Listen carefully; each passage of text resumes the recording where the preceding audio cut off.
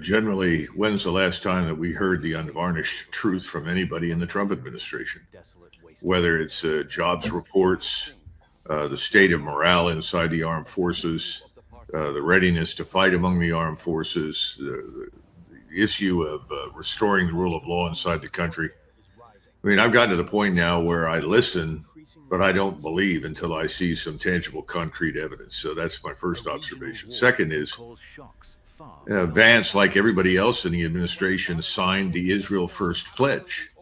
No one in this administration could hold a post in the cabinet or in the government anywhere inside the executive branch if they did not initially swear allegiance to Israel, which is what they've all done. So whatever Vance says or whatever is imputed to him, if anybody thinks that he or anyone else inside this administration is going to systematically oppose policies that are Israel first policies, and those are the policies we're pursuing right now against Iran, they're crazy. So that's not going to happen. Secondly, I think there are things in the toolkit. The problem is they're not going to end this war. They're not going to open the strait. And by the way, when you hear these kinds of statements, you need to say somewhere along the line what was happening before the war started. Everything we say we want existed before the war started. The reason we've got a problem today in the Persian Gulf with access to oil and the 47 different products around the world that oil is vital to is because we went to war with Iran. Let's get this straight. It's the chicken and the egg. Which came first? Well, unfortunately, we're the chicken and we came ahead of the egg. We need to understand we've laid a big one here in the Persian Gulf, and it's not going away anytime soon. And as far as the Iranians are concerned, they see lots of evidence that we, thanks to our Israeli friends who seem to have passed on their culture, their mentality, their way of doing business to us, treat negotiations with complete contempt. The Iranians don't see any reason to bother talking to us about anything. Now, as far as exchanging messages go, yes, some of that happened with the Pakistani intermediary. And in every case, the message came back, thank you, no, from the Iranians. And what we were offering was not something the Iranians could accept. Because at the end of the day, this is all about Iranian sovereignty. This is not just about Iran and the Persian Gulf. The Persian Gulf is a consequence of our attacks on Iran, but it's not the reason that we initially attacked Iran. We attacked Iran for Israel. We're trying to destroy Iran for Israel. We need to make that clear. Americans need to understand this is not a war that necessarily is in the interest of the American people. In fact, I don't see any evidence that it is, but that's where we are.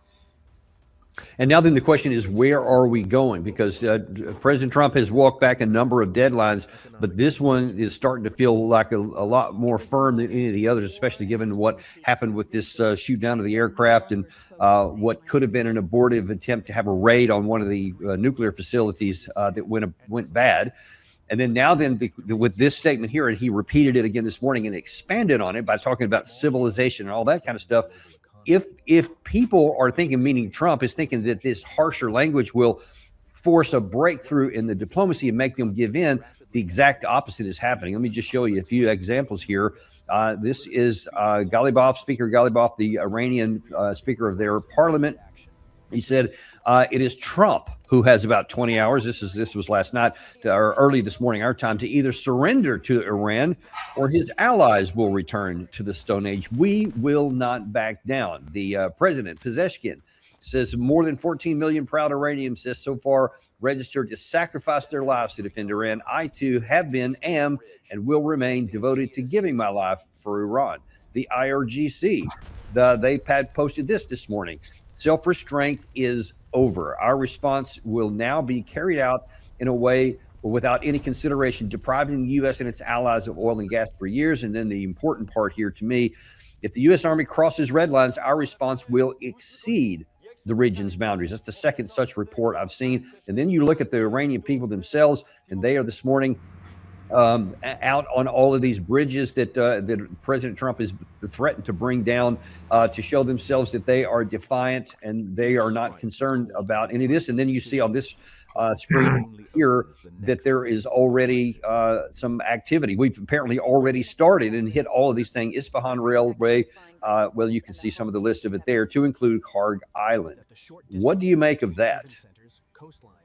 From the very beginning, we have made it very clear, you and I and many others who are watched this situation develop, that for Iran, this war is existential. This is about the survival of Iranian civilization. This is a core civilizational state. Iran, India, the Turkish state, Turkey, thanks to its Ottoman heritage, these are core civilizational states in the world.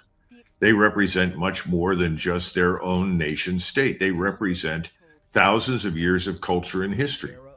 So none of these states under any circumstances are going to surrender their sovereignty. But we need to understand that for Iran, this is existential. Remember what President Trump said about this initially. Oh, this is just a journey. This is a journey. In other words, it's not existential for us. A journey in which we've decided that we're going to bring a nation of 93 million people to its knees. We're going to destroy its way of life, its existence. But for us, it's just a journey. Well, why is it just a journey for us? Because it's a journey for Israel. And that's the problem. This is the problem that people don't understand. We cannot solve Israel's strategic problems militarily, which is what we're being asked to do right now.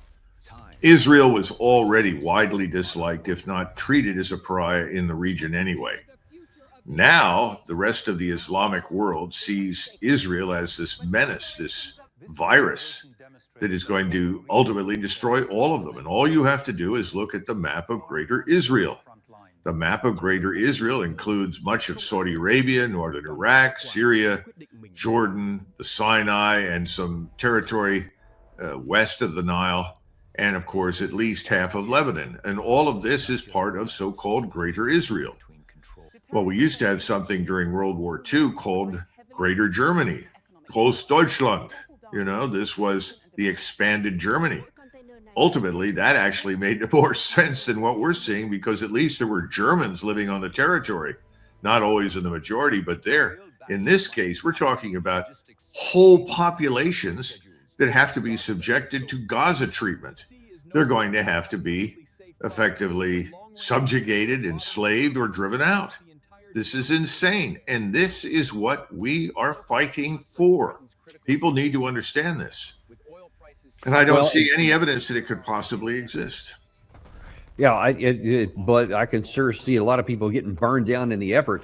And for Trump, it started off as this excursion or this diversion or whatever. He's using a number of different terms here, but now it seems to have settled into something more as he gets his eyes on something on a different target. See if you can pull it out of this soundbite. I can't talk about ceasefire, but I can tell you that we have a active, willing participant on the other side. They would like to be able to make a deal. I can't say any more than that. Sorry, Gary, I meant the first one there, the Trump Stone Age. We're giving them till tomorrow, 8 o'clock Eastern time. And after that, they're going to have no bridges. They're going to have no power plants. Stone Ages, yeah. Stone Ages. See, that's one of my concerns, is that he keeps going back to that Stone Age thing. And that's not just like some bombing to take out some pinpoint targets. That's like Dresden type bombing, which of course we can't do, but that seems to be in his mind. And then in some of these other comments he made there yesterday, many allusions to taking their oil. He said that several occasions there. What do you think about the objectives here? Is Trump expanding the target set? Well, I think we've always had the objective of gaining control of the oil fields in the region. You've got to go back into the 1990s and go back and read the things that Richard Pearl and Paul Wolfowitz and a host of others in their group of neocons were writing and insisting that if we could control all the oil resources in the Middle East, then we would have China by the throat. Of course, the real intention was not just to have China by the throat, but to make Israel the undisputed champion and king of the Middle East. I don't think we're going to ever get China by the throat, nor do I think we as Americans need to do that. That's absurd. But I think we're back to where we were before. This is all about Israel and securing it and making it safe and putting it in charge of the whole region. All of this is going to fail. It has no chance of success. And this business of bombing a nation into the Stone Age, I must say, I do disagree with one thing you said. You said, well, Dresden, we can't do what we did there. No, I think we can. And I think the Iranians know this. And their cities already show evidence for it. We're doing things that we have not done since the Second World War or Vietnam. And one could argue that our bombings, both we and the Royal Air Force during World War II, committed war crimes. And you can make the argument that we did the same thing in Vietnam. And I think we're going to do the same thing here.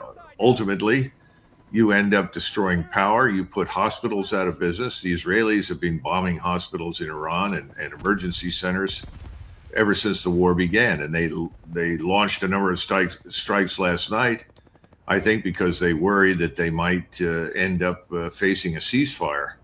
I don't think there's any chance of a ceasefire coming. I think what they're going to end up facing is something worse than they've already encountered from Iran and potentially others that support Iran. He's in this escalatory trap. He doesn't know how to do anything else but bully. So what he's trying to do is bully once again. Remember, we talked about, if it fails, what else do you do? Well, you escalate, you escalate, you escalate. Well, you could turn around and say, well, escalation isn't the answer. But there's no one telling him to do that as far as I can tell.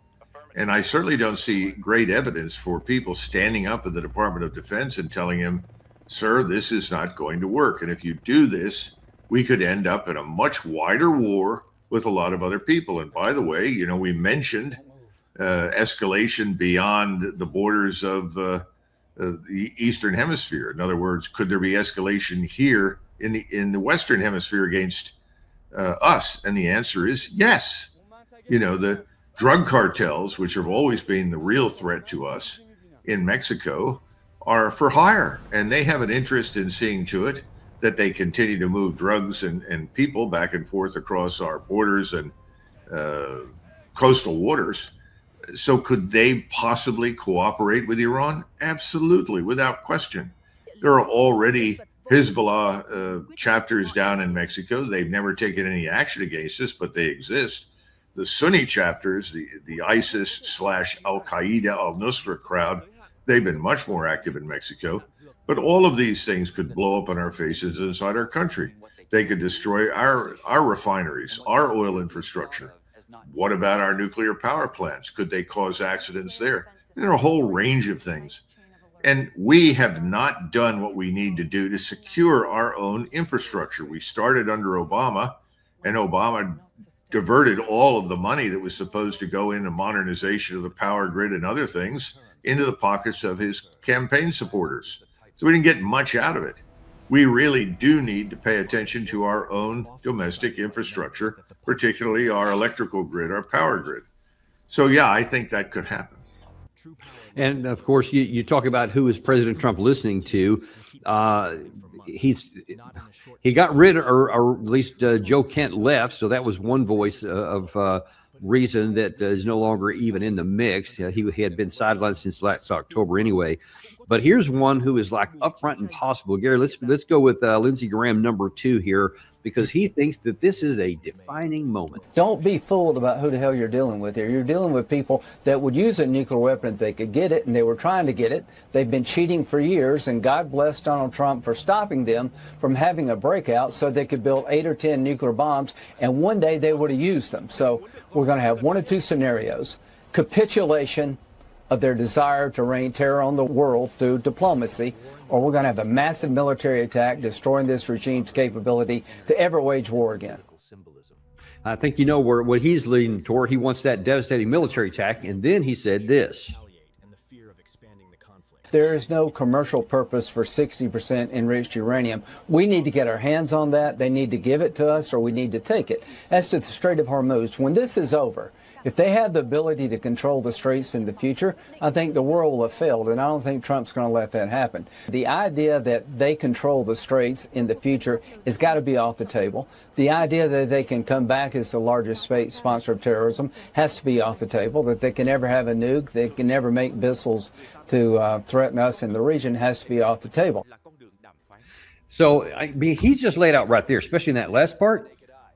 Only a regime change is an outcome that he can live with. There can't be control of the Strait of Hormuz. They can't be allowed to have nuclear material. They can't, all these things. The only way that can be accomplished is if you completely defeat the regime itself. And without a land army to go in and do that, how's that even theoretically possible, Doug? Well, I think we have to go back and understand something. He has benefited from Israeli largesse in the community here in the United States. He is a strong spokesman for their interests. And back again to the original point, this is the Israeli agenda. Somebody needs to stand up and ask the question, why should this be our agenda? We've traded on lies and misrepresentation of events and people for 40 plus years with Iran. Every time the Iranians approached us and hoped to establish some sort of improved relationship, our friends in the Israel lobby and the billionaires that back them have intervened to stop it. So now they have the war they think they want. The danger, though, is very, very clear. If we were to embark on as this man wants us to, on this total destruction plan, total war against Iran, we are inviting future nuclear strikes against the United States. I think that's what we need to understand. We're not going to be able to strike anybody with impunity. And I think the Chinese and the Russians have made that clear. And I don't see any evidence that they want a war with us. But if they think that Israel is going to employ a nuclear weapon, let alone us, and I think all bets are off. And right now, the entire region is turning decisively against us and Israel. Most of the world is. I mean, this nonsense of we're going to fix it all for the world. They don't care about the world. There's no evidence that we give a damn what's happening. The rest of the world is on the road to depression, economic depression, Dan. You've got to look at the trillions of dollars of wealth being destroyed in the Asian markets. You have to look at the global South and understand the consequences for them. They do not have vast reserves of oil or cash. They're going to go under. Our friends in Japan and Korea are all going to go under financially as a result of this. This is not ending Iran as a state or a nation, contrary to popular belief, but it's putting us in the grave as far as our international standing goes, our potential to do business with others.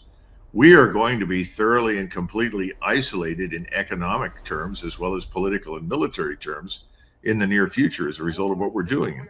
People in the United States don't know it. They don't understand it. Wall Street was described this morning by someone who was pointing to all of the indicators and said it's complacent. They don't get it. People think that we control the world. We don't. And we're going to get a hard lesson on that topic very soon. And, you talk about the oil and the impact it could have. I mean, this is one of the other things that's talking about is that the Houthis are saying if you launch this tonight, then that may be their trigger to close the Bab al-Mandab Strait.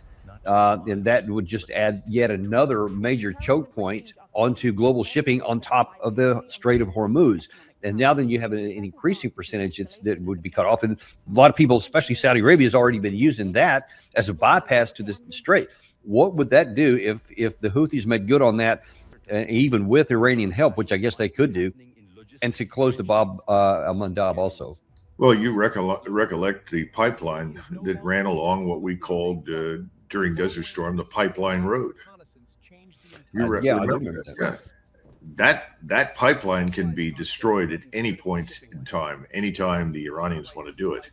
They don't necessarily have to destroy Jeddah or any of the ports on the Red Sea. They can simply destroy that pipeline.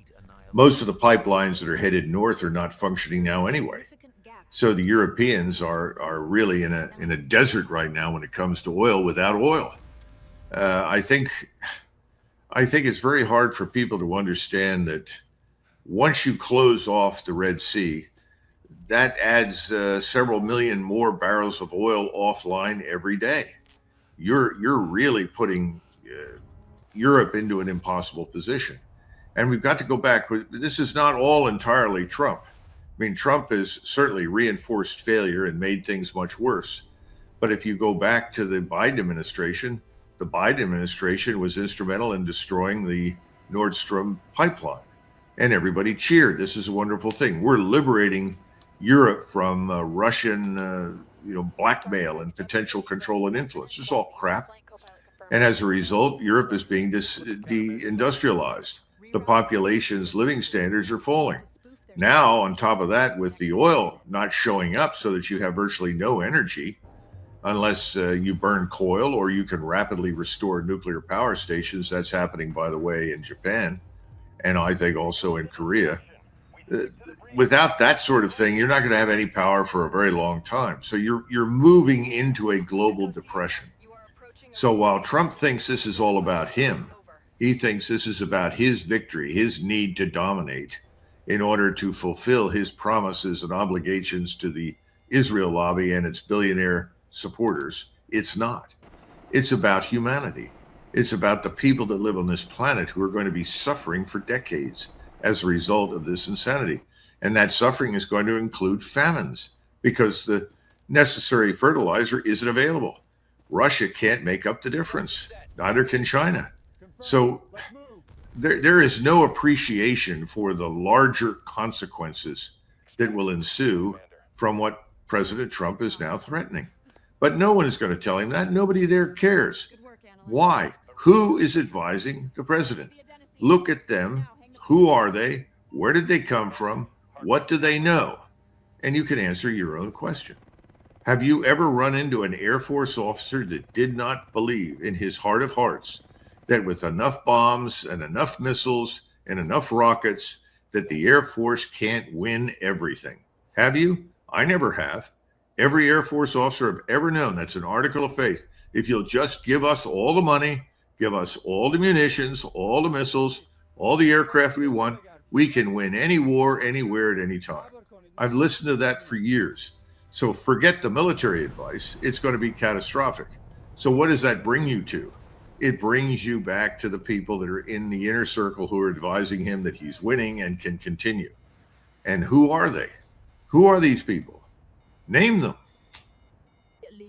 Well, I mean, the military stalwarts, Jared Kushner certainly being one. Steve Witkoff is another powerhouse. I mean, obviously, that's going to be some great advice. Lindsey Graham, definitely the golfing buddy. He's always in there.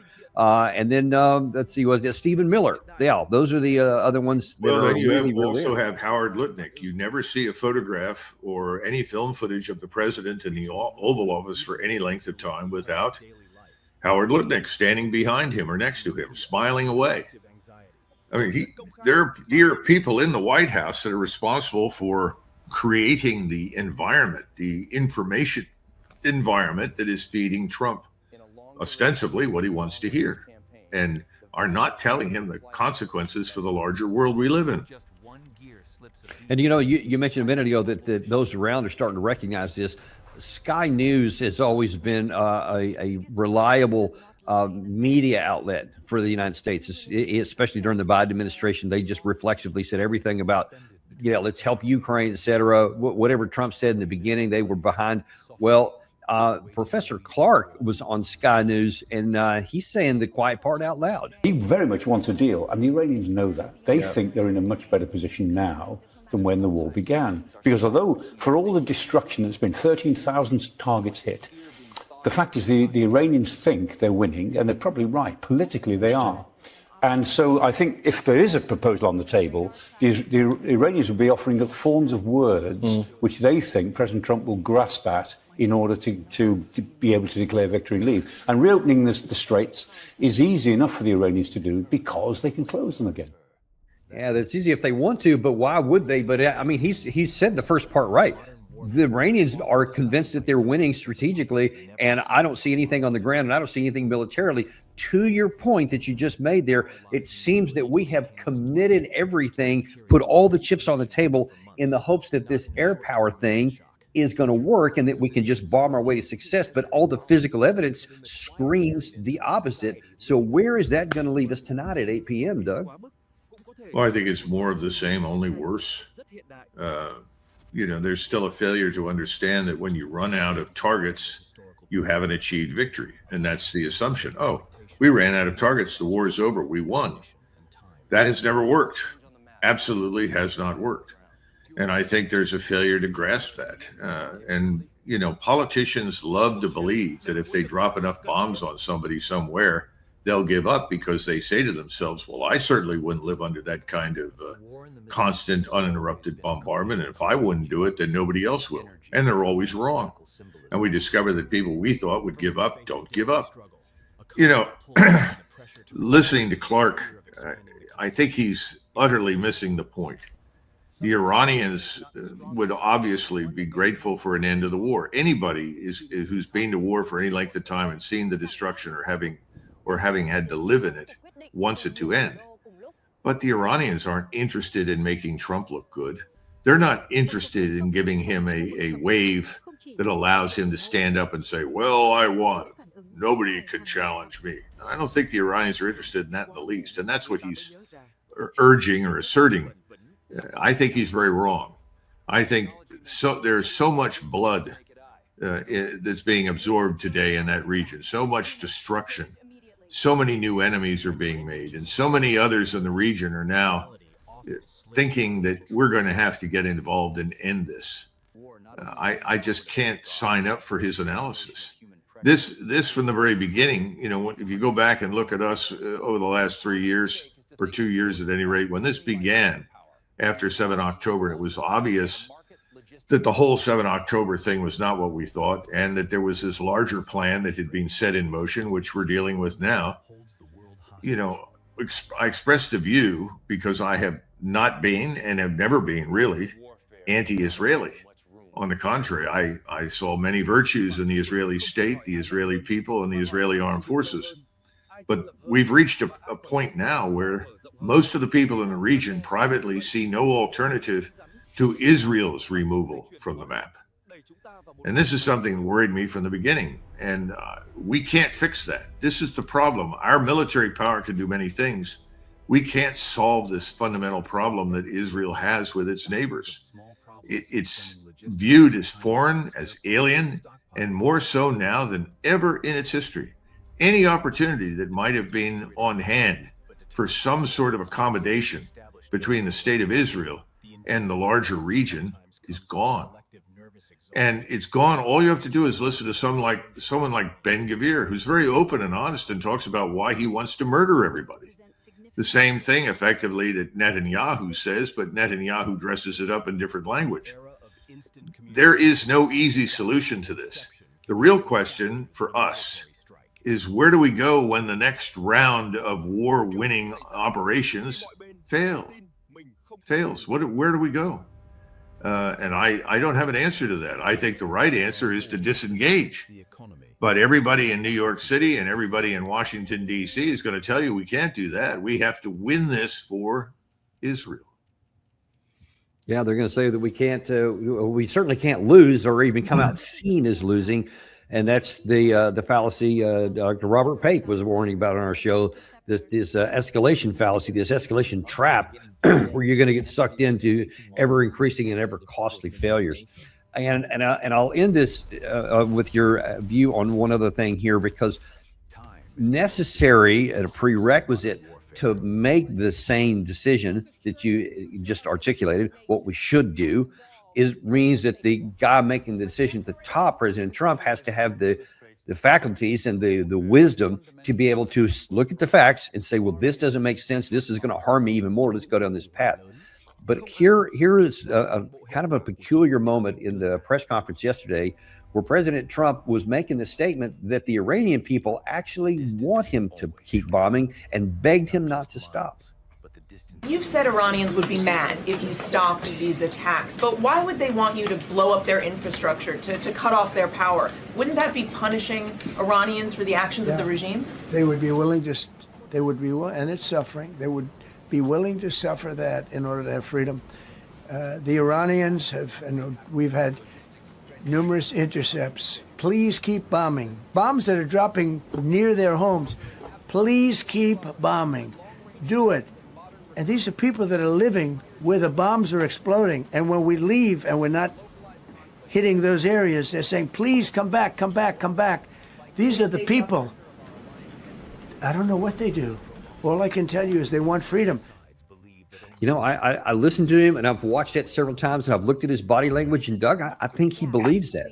I think he believes that, no, they really want me to. I'm trying to help them out. And if that's the mentality and the thought process that's talking about that, how's it going to avoid catastrophe after 8 p.m. tonight? Well, the last time I looked, if you look particularly in Tehran, although it's not the only location, you look at the civilian neighborhoods that have been furiously and viciously bombed by us. I think most of the people that he was referring to that we would describe in the United States as a sort of upper middle class, relatively successful people, but people that really want a different kind of society, and they are clearly opposed to the theocracy. They're dead. We killed them. So I don't know who he's talking to. I think he's lost his mind. It's just nonsense.